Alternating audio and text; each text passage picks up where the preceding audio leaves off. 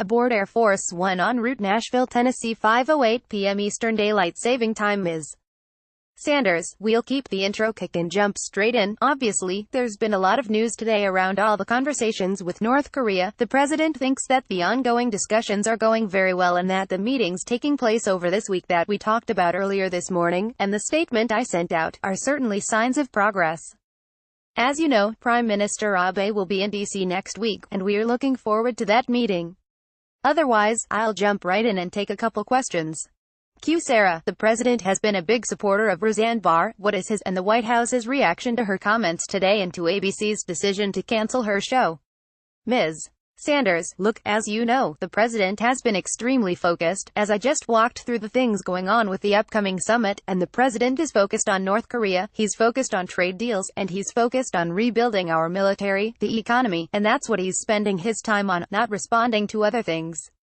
Q. Because he's been focused on that show before. I mean, he called her after the show did really well. Does he have a reaction to what she said?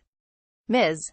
Sanders, again, the president spent his day focused on dealing with the things going on with North Korea, trade rollout this morning, a lot of activity going on at the White House that the president has been focused on. Q. Does he think the show should have been cancelled? Ms. Sanders, again, that's not what the president is looking at, that's not what he's spending his time on, and I think that we have a lot bigger things going on in the country right now, certainly that the president is spending his time when it comes to policy. Again, we've had some major policy announcements today both on trade and in the ongoing discussions around North Korea. You kept saying upcoming summit, and I think there's just to kind of put a button on it at this point. Is the president's letter operative, or is it operative that he expects a summit to occur after the G7 in Singapore? Ms. Sanders, look, the president's letter specifically said that we were open to the meeting at the time, and again, we expect it to take place, but we'll see what happens. We're going to be prepared. If it takes place on June 12th, we'll certainly be prepared. If it for some reason takes place at a later date, we'll be prepared for that as well. Q. What determines whether or not the summit is back on? What determines whether or not that gets rescheduled? Ms. Sanders, I mean, I think there are a number of factors. Again, denuclearization has to be on the table and the focus of the meeting, and the president has to feel like we're making progress on that front, and the only one that will make that determination will be the president. Q. Sarah, can you talk about why the president said the New York Times had made up that senior White House official when that White House official was someone that was in a press office organized sanctioned briefing? Ms. Sanders, certainly, obviously, the president knows his team, but the New York Times put something in their story that was completely out of context and wasn't what that official said, and stated that he had said the meeting was impossible, which never took place and wasn't the comment of that official. Q. Sarah, when the president visited Puerto Rico, he said it wasn't a real catastrophe because there were only, I think, 16 people who had died in the official government count at the time. There is a Harvard study today that I think said 4,600 people died as a result of the storm, so I'm wondering if that's changing the president's thought about whether this is a real catastrophe or the grade that he gave himself for the U.S. response to the federal government response to the storm. Ms. Sanders, certainly, we continue to be supportive of the governor of Puerto Rico and the transparency and accountability, and the people of Puerto Rico deserve nothing less than that, and we're going to continue to be focused on helping in every way we can. FEMA has already done the largest response ever in history to any natural disaster. They're in Puerto Rico, and we are going to continue to give as much assistance as possible, and I would refer you to them on some of those specifics. Q. Sarah, this weekend the president tweeted that the policy of separating children at the border is horrible, but that is a policy that was instated by his own administration. Why would he say that?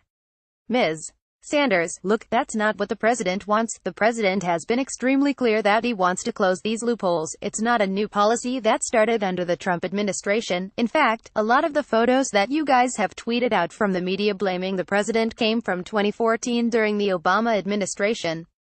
The president wants to close the loopholes, he wants to fix the system, and he's called on Democrats in Congress to stop blocking this from happening and actually help get these things passed and actually fix our immigration system.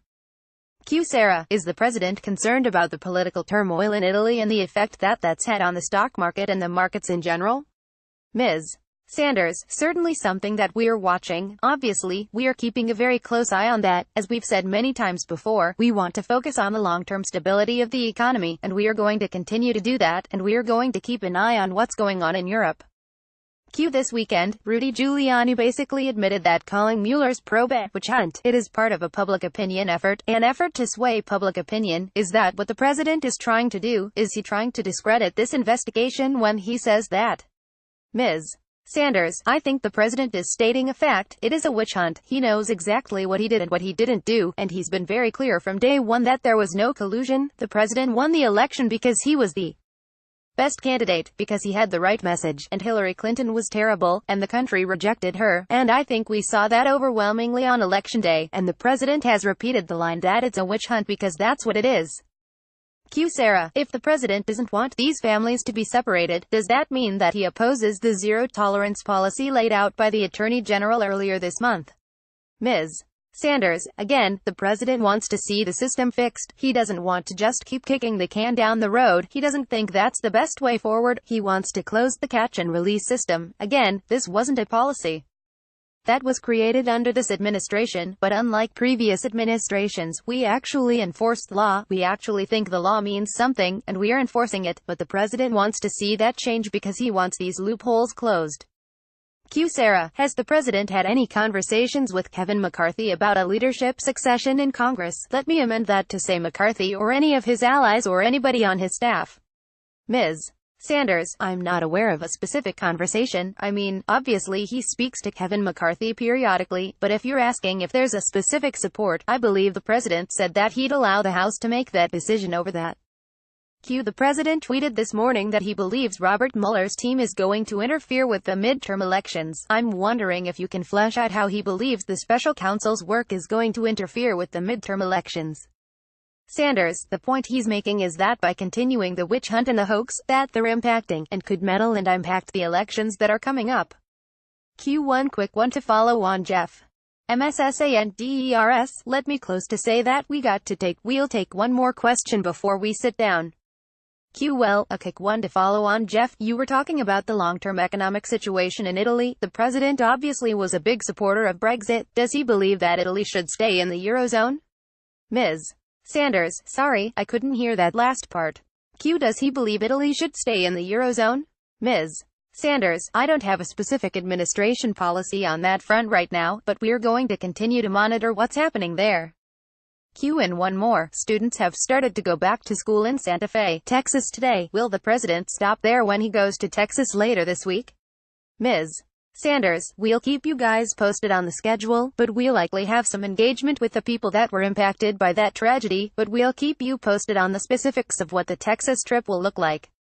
Q when will the North Korea decision be made? Whether the Singapore summit is going to go ahead? Do you have a deadline for when you have to say yea or nay? Ms. Sanders, we are moving forward, and we'll be prepared either way, and we are planning as if it is happening, and we are expecting that to take place, but we'll be prepared, and that's what we're going to do right now is focus on the preparation side. Has the president, had any direct communications with Kim Jong-un? Ms. Sanders, again, we're not going to comment on those comments. And 5:17 p.m. Eastern Daylight Saving Time.